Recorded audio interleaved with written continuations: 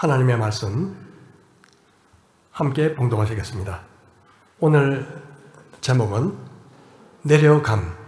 내려감입니다. 요한복음 13장 1절부터 우리 한 절씩 봉독하시고 마지막 절 함께 봉독하시겠습니다. 6월절 전에 예수께서 자기가 세상을 떠나 아버지께로 돌아가실 때가 이른 줄 아시고 세상에 있는 자기 사람들을 사랑하시되 끝까지 사랑하시니라.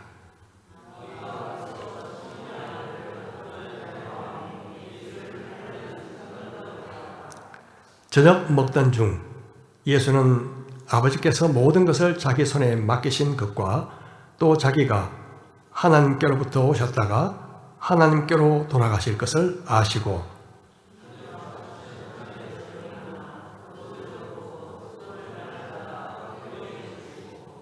이에 대하여 물을 떠서 제자들의 발을 씻으시고 그 두르신 수건으로 닦기를 시작하여 시몬 베드로에게 이르시니 베드로가 이르되 주여 주께서 내 발을 씻으시나이까. 아멘. 잠시 기도하시겠습니다. 오늘도 말씀 주심을 감사합니다. 이 시간 우리 모두에게 간절한 마음과 성령님의 조명하심으로 말씀을 깨닫고 기꺼이 순종함으로 열매를 맺는 역사가 있게 하옵소서. 오직 주님의 뜻만이 말씀으로 전해지기를 간구하오며 예수님의 이름으로 기도드립니다. 아멘. 이제 요한복음 21장 중에서 12장을 마쳤으니 요한복음 절반을 훌쩍 지나온 셈입니다. 사도 요한은 이제 남은 9장 안에 예수님의 공생의 3년 중 불과 마지막 며칠 안에 일어난 일, 그리고 예수님의 마지막 고별 설교를 이 9장 안에 담았습니다. 특별히 오늘 시작하는 요한복음 13장부터 17장까지 이 5장을 보통 다락방 강화라고 부릅니다. 강화는 마태복음에 나오는 산상설교처럼 아주 길게 가르치신 설교를 의미하는데 요한복음 13장부터 17장까지 무려 5장에 걸쳐 거의 연속으로 이어지는 예수님의 설교는 예수님이 십자가 지시기 직전 마지막으로 남기신 절실하고 정말 중요한 말씀임이 분명합니다. 이 때문인지 지난주 본문을 묵상하면서도 제 마음이 이전보다 더 무거워지고 있음을, 그리고 무거운 압박감을 느끼게 되었습니다. 예수님의 유언과 같은 말씀이 주는 무게감 때문이 아니었을까 싶습니다. 이 시간 우리 함께 이 소중한 말씀 앞에서 겸허한 마음으로 남은 인생을 어떤 방향으로 살아야 할지 고민해 보며 마음을 새롭게 하는 귀중한 시간 되기를 축복합니다. 먼저 13절을 읽겠습니다. 6월절 전에 예수께서 자기가 세상을 떠나 아버지께로 돌아가실 때가 이른 줄 아시고 세상에 있는 자기 사람들을 사랑하시되 끝까지 사랑하시니라. 예수님은 이미 다 알고 계셨습니다. 언제 어떤 방식으로 이 땅의 삶을 마무리하실 것을 말입니다. 우리는 보통 죽음을 흙으로 돌아간다, 그런 말로 표현합니다.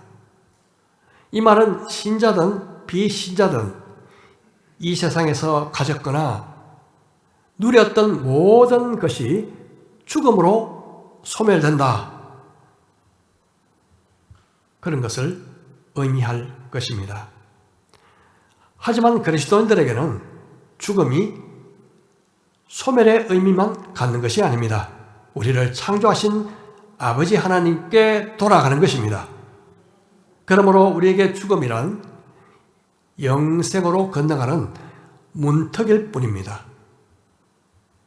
그런데 주님이 아버지께로 돌아가시기 전에 넘으셔야 했던 그 마지막 문턱은 너무나 고통스러워 예수님조차 피하고 싶으실 정도였습니다. 그럼에도 불구하고 그 절박한 상황에서 주님은 자기 사람들을 끝까지 사랑하셨다고 말씀하고 있습니다. 암으로 죽어가는 사람이 다른 사람을 사랑할 마음의 여유를 갖는다는 것은 지극히 어렵습니다. 하지만 그보다 훨씬 더 고통스러운 죽음을 앞두신 주님은 제자들을 끝까지 사랑하시는 일에 몰두하셨습니다. 사랑은 드라마의 단골 주제죠.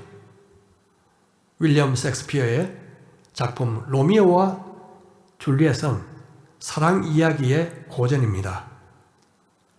서로 원수였던 가문에서 태어난 이 로미오와 줄리엣이 서로 사랑하다가 마침내 비극적인 죽음을 선택하게 되고, 이로 인해 두 원수 가문이 화해하게 되는 슬프고도 아름다운 이야기죠.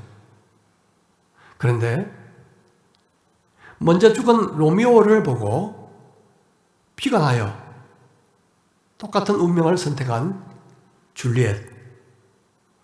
그 당시 나이를 아시나요?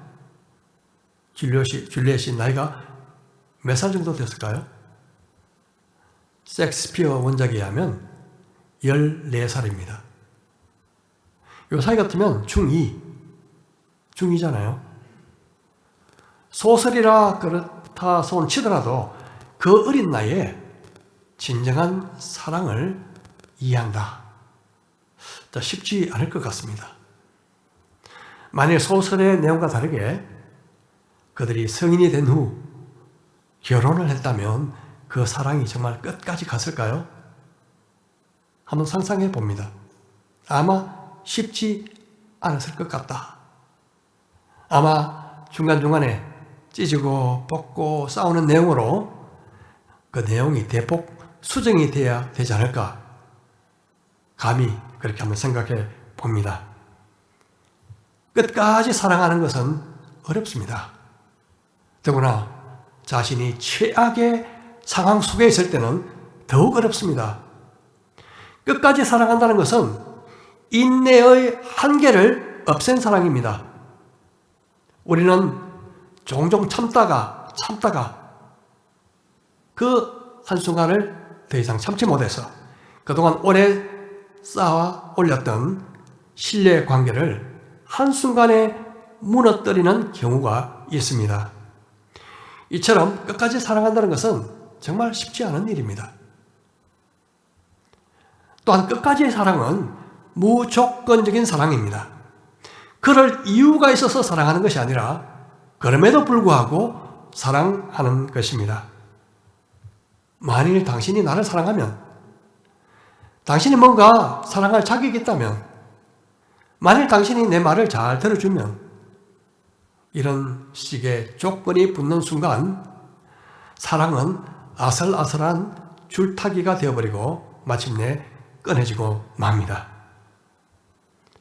끝까지의 사랑은 또한 감정적이라기보다도 의지의 사랑입니다.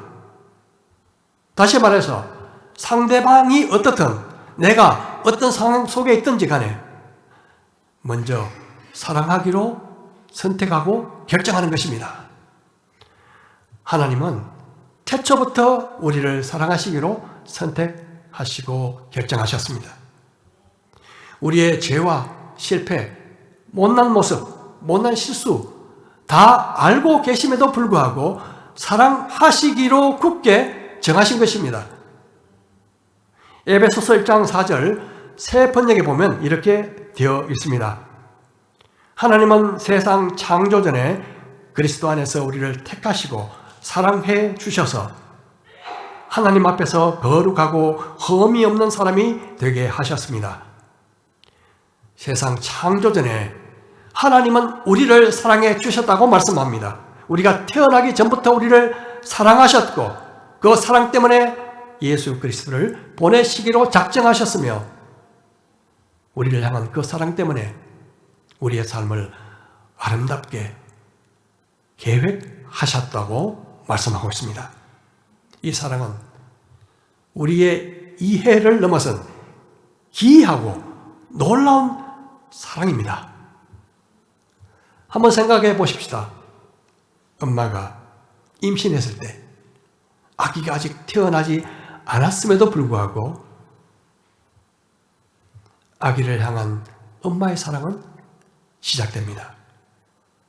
엄마는 태교를 하면서 뱃속에 있는 아이에게 나 너 사랑해 아가야, 나 너 사랑한다, 그렇게 말해줍니다.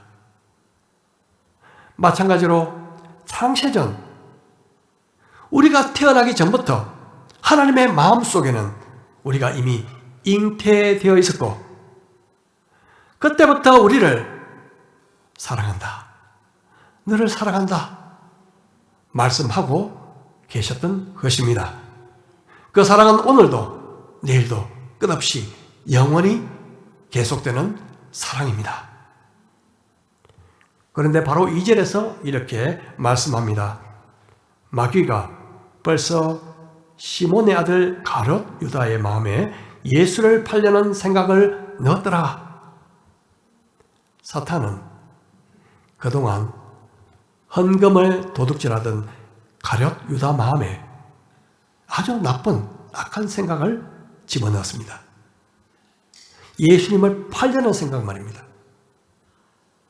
사탄은 종종 생각을 통해서 우리를 넘어뜨립니다.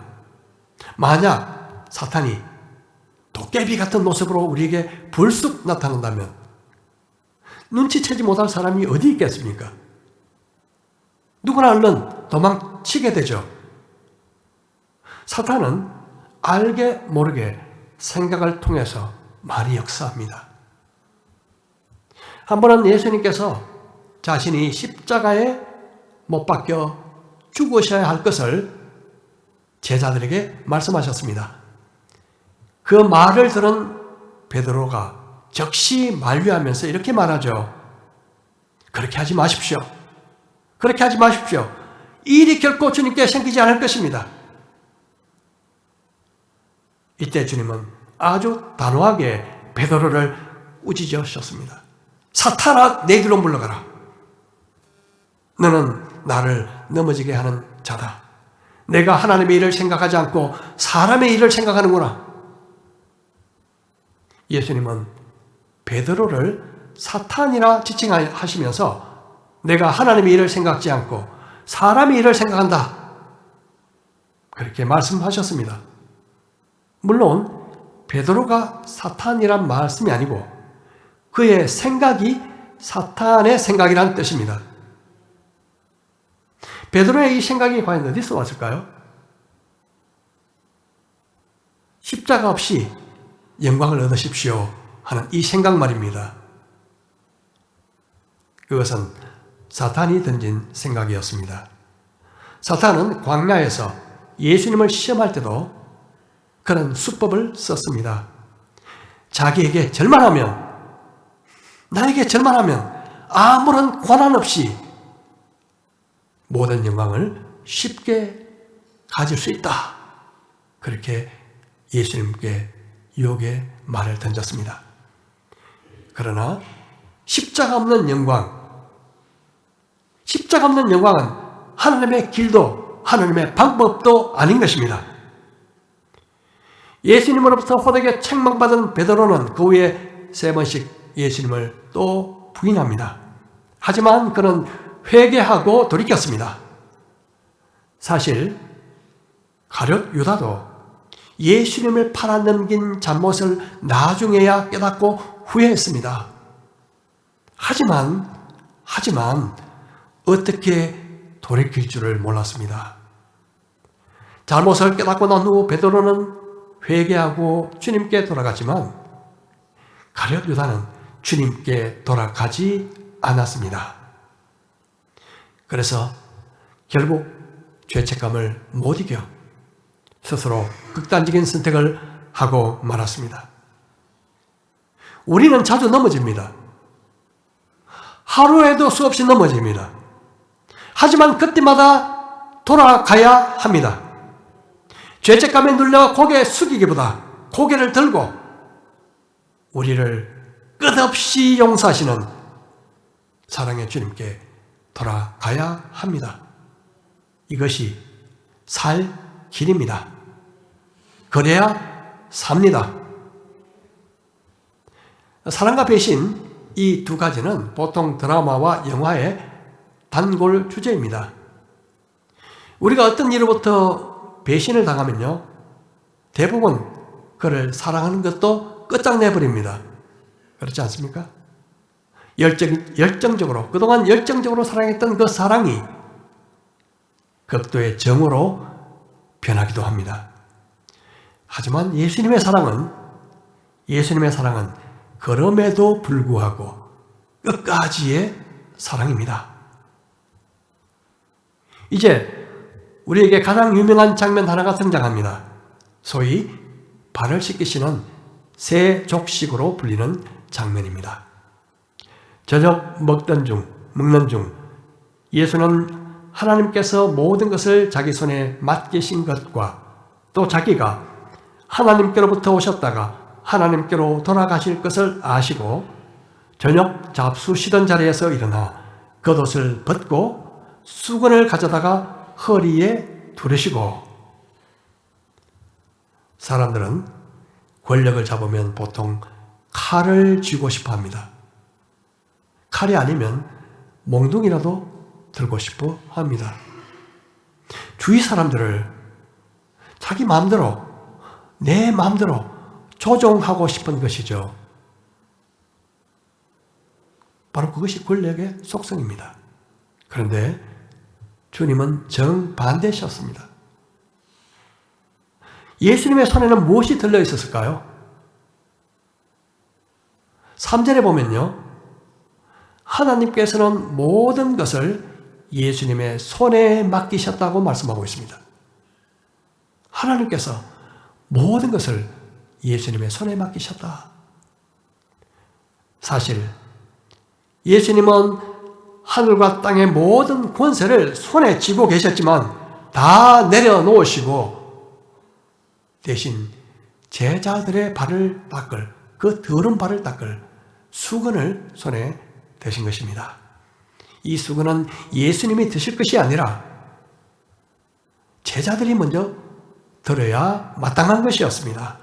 하지만 왕이 종들을 섬기기 위해서 저녁 잡수시던 자리에서 일어나 그 손에 수건을 드셨습니다. 주님은 모든 권위를 내려놓으신 것입니다. 우리가 알아야 할 한 가지 분명한 사실은 내려놓지 않고는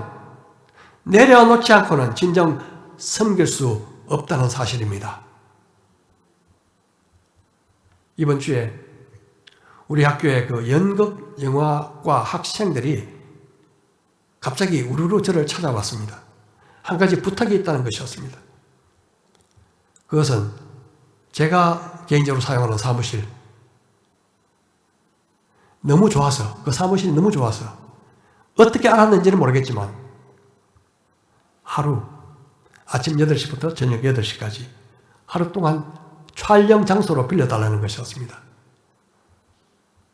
이 말은 제가 쓰던 방에서 제가 나가야 된다는 것, 끝날 때까지 제가 밖에서 대기해야 된다는 것을 의미했습니다. 처음에는 좀 난감했습니다. 그래서 아니 중간중간에 처리해야 될 그 일도 있는데 그렇게 말하니까 그때는 잠깐 자리를 비켜주겠답니다. 다시 말해서 제가 필요할 때는 그들의 허락을 받고 제 방을 이용해야 한다는 그런 뜻이었습니다. 한마디로 거의 하루 동안 제 방에 대한 제 권리를 내려놓아야 한다는 것을 의미했습니다.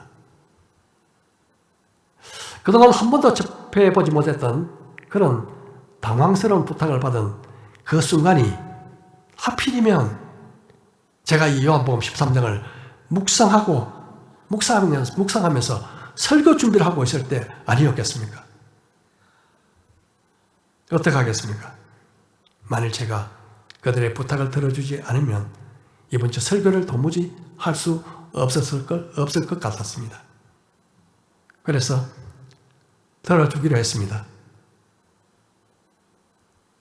그런데 이 일을 계기로 예수님의 입장을 한번 생각해 볼 기회가 되었습니다.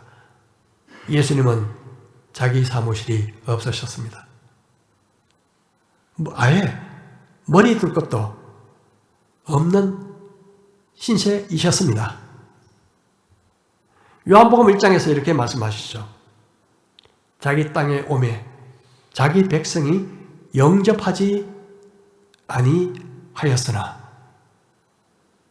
주님은 자신이 창조한 땅에서 자기 백성에게 배척당하셨고 그들에게 죽임까지 당하셨습니다. 이에 비하면 저는 이야기조차 꺼낼 형편이 안 된 것이죠. 자, 다시 처음 장면으로 돌아가 보겠습니다. 저녁 잡수시던 자리에서 일어나신 예수님은 겉옷을 벗으시고 그리고 수건을 허리에 두르셨습니다. 이것은 겸손의 모습입니다. 겸손이 없다면 할 수 없는 일이죠. 그래서 당시 이 광경을 보았던 사도 베드로는 이런 말씀을 남겼습니다. 젊은 자들아, 이와 같이 장로들에게 순종하고 다 서로 겸손으로 허리를 동이라. 하나님이 교만한 자를 대적하시되 겸손한 자들에게는 은혜를 주시느니라. 겸손으로 허리를 동이라. 베드로는 아마 예수님이 수건을 허리에 두르시는 그 모습을 기억하면서 겸손으로 허리를 동이라 그렇게 권면하지 않았을까 제 생각입니다. 간혹 섬김을 자랑 삼아 할 수 있습니다. 하지만 섬김의 진정한 동기는 겸손이어야 합니다. 저술가 강연으로 세계적인 명성을 얻었던 헨리 나우엔, 그는 미국 하버드 대학 교수였습니다. 그런데 어느 날 그는 50대 중반 나이에 하버드대 교수직을 내려놓았습니다. 그리고 캐나다 토론토에 있는 데이 블레이크라는 공동체, 장애인 6명과 봉사자 4명이 함께 어울려서 하는 그런 장애인 공동체에 들어갔습니다. 세상의 모든 명예를 내려놓고 떠난 그가 그곳에서 주로 한 일은 아담이라는 사진이 나오죠. 아담이라는 이름을 가진 중증 장애인을 섬기는 것이었습니다. 그런 날마다 아침 7시가 되면 아담을 깨웠습니다. 그 다음에는 욕실로 데려가서 조심스럽게 면도를 시키고 이를 닦아주고 그리고 목욕을 시킵니다. 그리고 옷을 입힌 후에 식당에 데려가 아침을 먹이고 식사가 끝나면 휠체어에 태워서 주간 프로그램을 운영하는 그곳에 보냅니다. 아담이 아침을 시작하는데 돕는데 걸리는 시간이 매일 2시간이었습니다. 헨리 나우엔은 매일같이 이런 삶을 반복했습니다. 그러던 중 그는 그의 내면에 놀라운 변화를 경험하게 됩니다. 아담의 발을 씻겨주면서 아담 속에 있는 또 다른 아담을 발견하게 된 것입니다. 그는 바로 예수님이셨습니다. 나우엔은 마음이 설레기 시작했습니다. 자신이 아담을 섬기고 있다고 생각했는데 사실은 예수님을 섬기고 있다는 사실을 알았기 때문입니다. 당시 주위 친구들은 더 크고 더 영향력 있는 일을 할 수 있는데 왜 그런 일을 하느냐 만류했지만 그는 굽히지 않았습니다.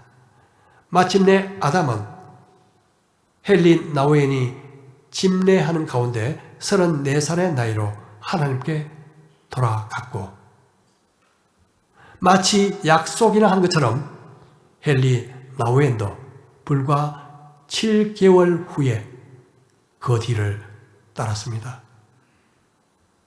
하나님은 우리가 하나님을 위하여 얼마나 많은 일을 하느냐, 얼마나 빛나는 업적을 이루느냐, 거기에 관심이 있으실까요?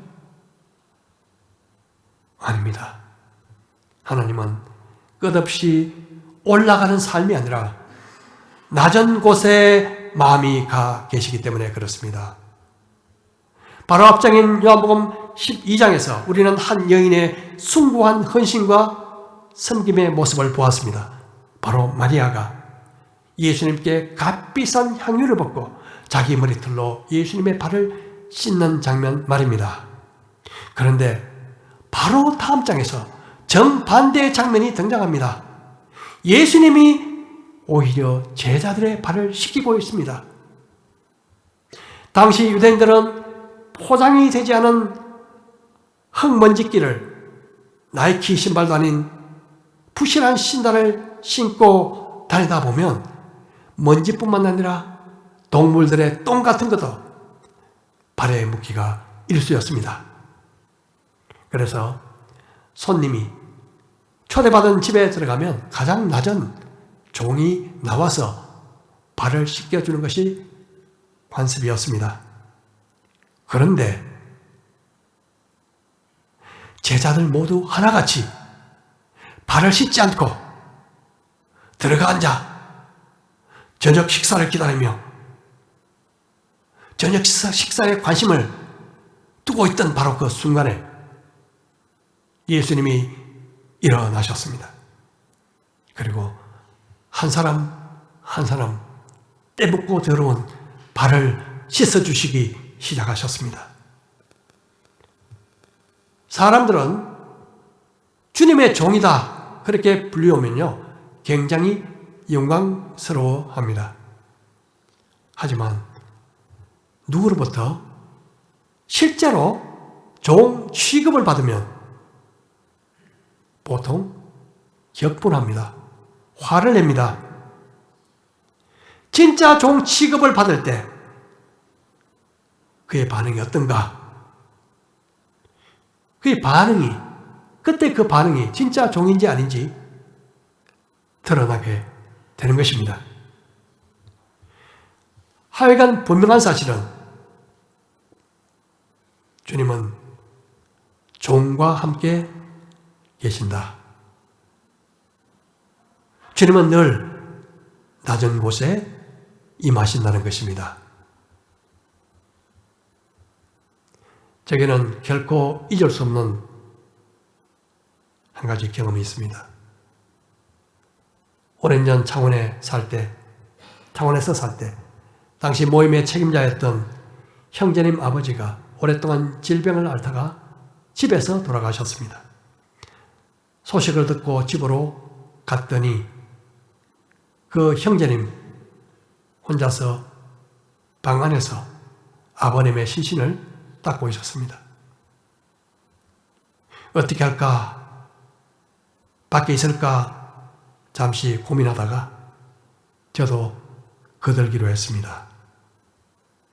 당시 병원 일을 하면서 종종 시신을 접할 기회가 꽤 있었지만 그때마다 기분 좋은 일은 결코 아니었습니다.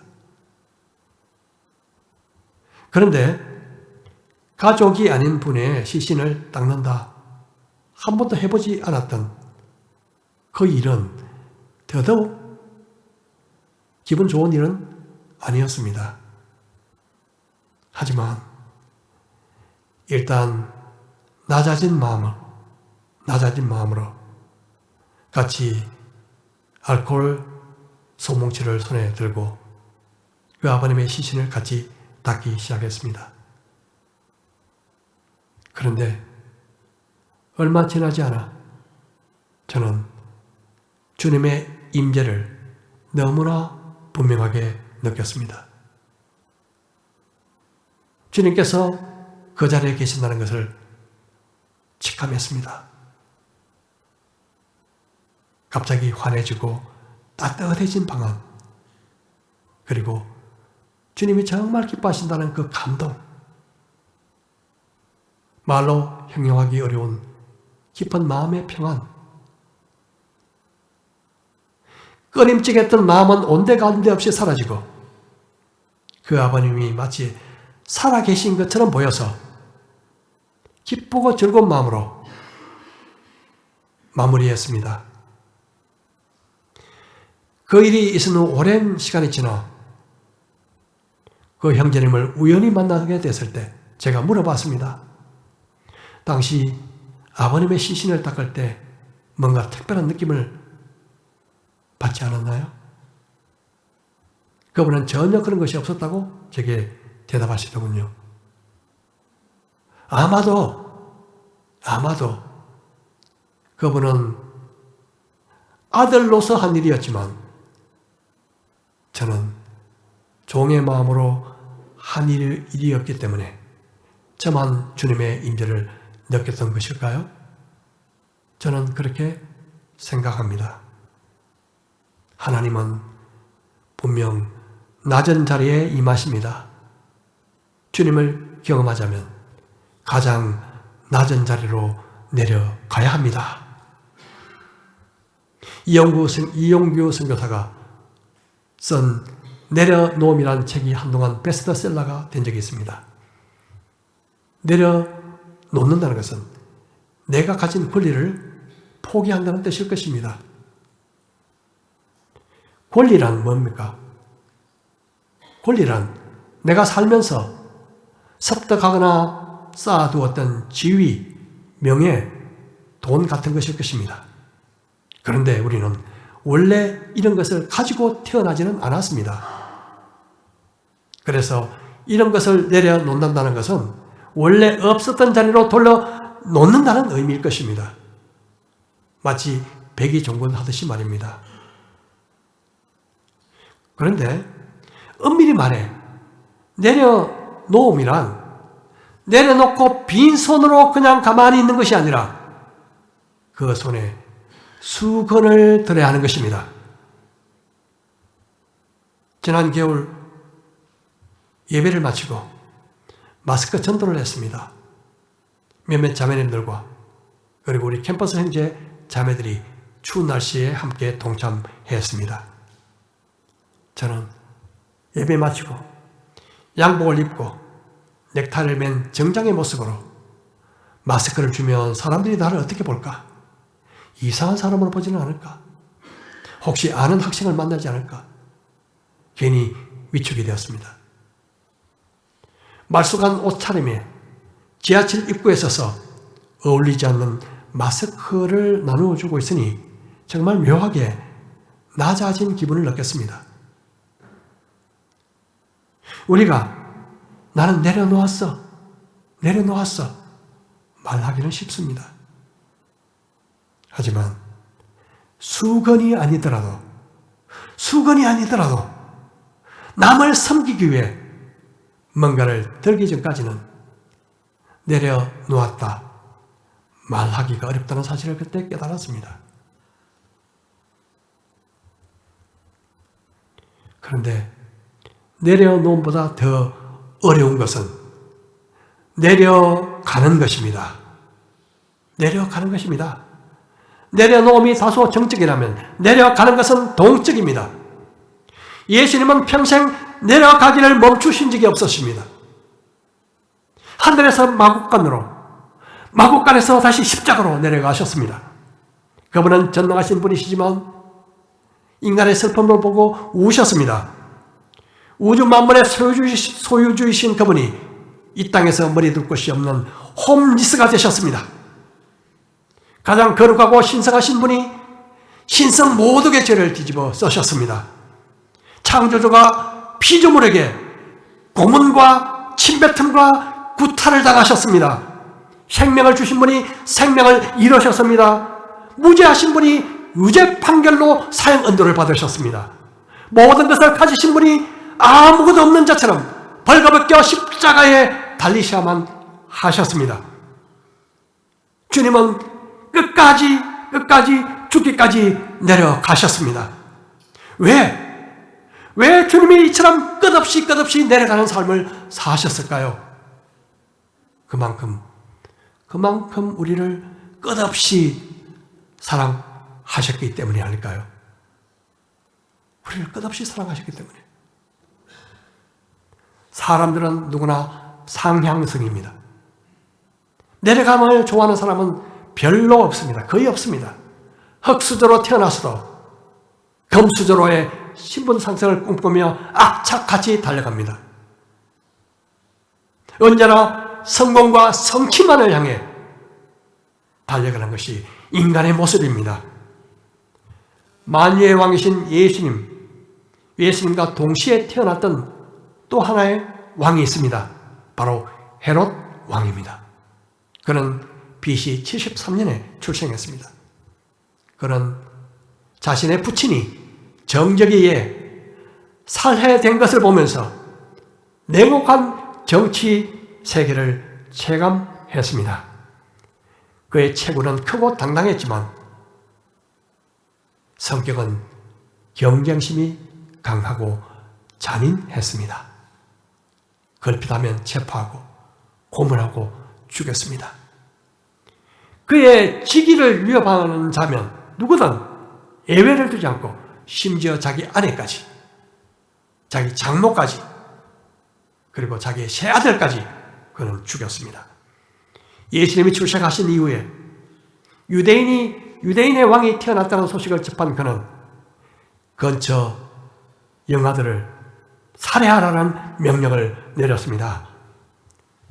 그는 자신이 죽어갈 때 자신을 위해서 울어줄 사람이 없다는 사실이 너무나 슬펐습니다. 그래서 당시 유대의 최고 지도자들을 여리고 회합에 초청해서 그들이 당도하면 문을 걸어 잠그고 감금시킨 후에 자기가 죽으면 모두 그들을 학살해라. 그리고 백성들이 눈물을 흘리도록 하라. 이렇게 일을 꾸몄습니다. 자기가 죽은 뒤에 마치 백성들이 자기 때문에 우는 것처럼 만들려고 쇼를 계획했지만 다행스럽게 그 계획은 실패로 돌아갔고 그는 결국 혼자서 쓸쓸히 죽어갔습니다. 헤롯은 예수님과 거의 동시대에 살았지만 삶의 방식은 완전히 반대였습니다.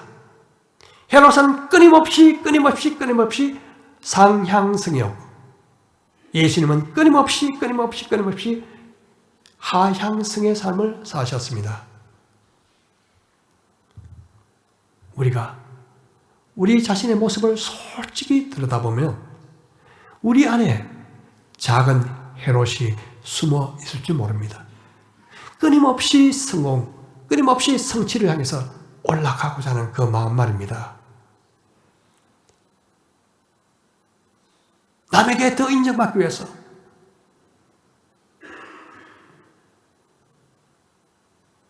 닭 10마리를 한 우리에 가두게 되면요 순식간에 서열이 정해집니다.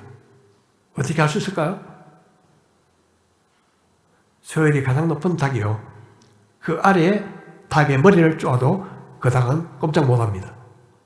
9번째는 8번째, 8번째는 7번째, 마지막 10번째는 나머지 9마리한테 모두 쪼임을 당하는 그런 불쌍한 닭이 되죠. 간혹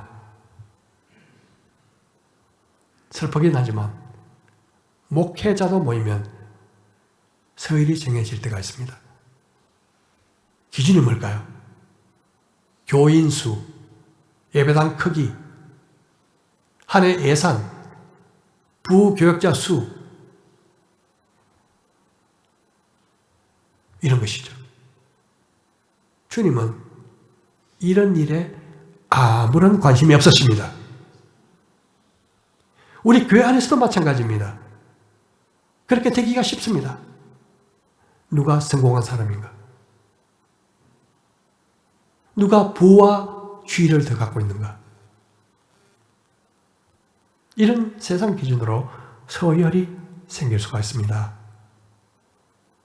하지만 하나님은 그런 기준으로 절대 사람을 보지 않으십니다.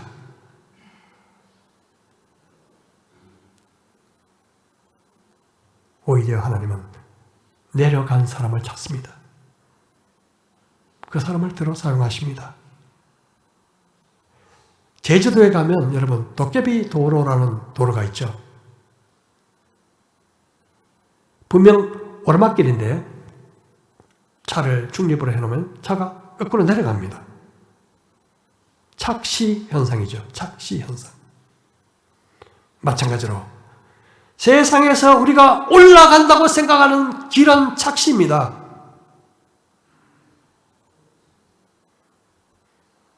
사람들이 보기에 올라가는 길은 주님 보시기에 사실은 내려가는 길일 가능성이 높습니다. 요셉은, 구약에 나오는 요셉은 비록 스스로 선택하는 길은 아니었지만 내려가는 삶을 살았습니다.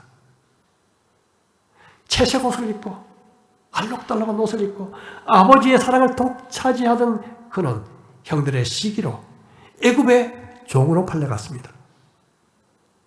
그뿐만 아니었죠. 누명을 쓰고 다시 감옥까지 내려갔습니다. 그때 하나님은 그를 부르셔서 애굽의 총리로 사용하셨습니다. 모세가 이집트 왕자로서 모든 학문을 통달하고 자신감이 절정에 달했을 때 이제 내가 뭔가 할 수 있겠다. 한순간에 그는 추락했습니다. 광야로 쫓겨났습니다. 그 후 무명의 양치기 40년을 지나는 동안 내려가고 또 내려가고 또 내려가고 손에 지팡이 외에 아무것도 남지 않았을 때 하나님은 그를 사용하시기 위해서 부르셨습니다. 하나님께 쓰임받는 길은 내려가는 길입니다. 우리는 자꾸 올라가면 올라갈수록 많이 갖추면 갖출수록 더 많이 배우면 배울수록 더 쓰임 받는다고 생각하기 쉽지만 그것은 착각입니다. 하나님은 탁월한 사람이 아니라 겸손한 사람을 쓰십니다. 탁월한 사람이 아니라 겸손한 사람을 쓰십니다. 하나님은 능력 있는 사람이 아니라 복종하는 사람을 쓰십니다.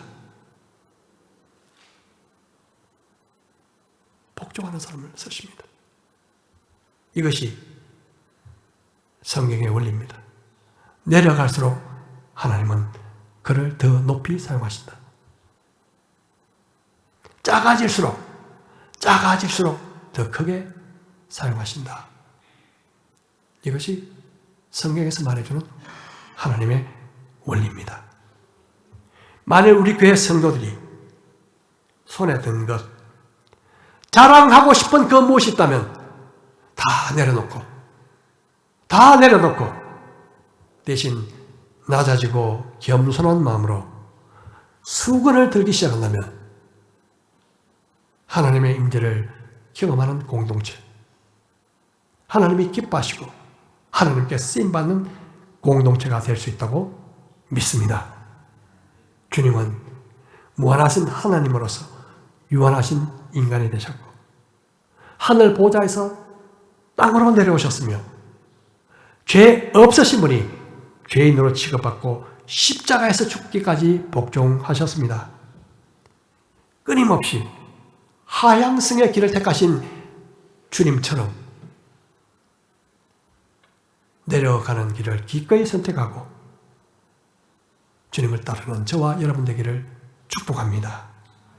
그 길이 쓰임받는 길일 줄 믿습니다. 무엇보다 다른 사람들의 발을 닦을 수건을 들고 매일 서로를 섬기는 삶을 살아서 아름다운 하나님 나라의 공동체를 함께 이루어가는 영성대학교의 성도들이 되시기를 주님의 이름으로 축복합니다. 우리 이 시간 잠시 기도하겠는데요. 대다수의 사람들은 올라가는 일에 관심을 둡니다. 더 높은 지위, 더 큰 성공, 더 많은 봉급, 더 인정받는 직업. 그러나 하나님은 내려가는 일에 관심을 두십니다. 우리가 내려가면 때가 되어 높이신다고 약속하십니다. 내려가기 위해선 수건을 들어야 합니다. 남의 발을 닦을 수건 말입니다. 수건을 들기 위해 겉옷을 벗듯이 교만을 벗지 않고 겸손을 입을 수는 없습니다. 발을 닦자면 굽히고 엎드려야 합니다. 낮추지 않고 발을 닦을 수 없습니다. 낮은 곳에 늘 하나님이 계십니다. 그곳에서 하나님이 일하신다고 믿습니다. 세상의 방식과 정반대입니다. 우리 모두 겸손한 마음으로, 종의 마음으로 늘 낮은 곳에서 두 손에 수건을 들고 성도들과 이웃을 섬기는 삶을 살 수 있도록 이 시간 함께 간절히 기도하시겠습니다.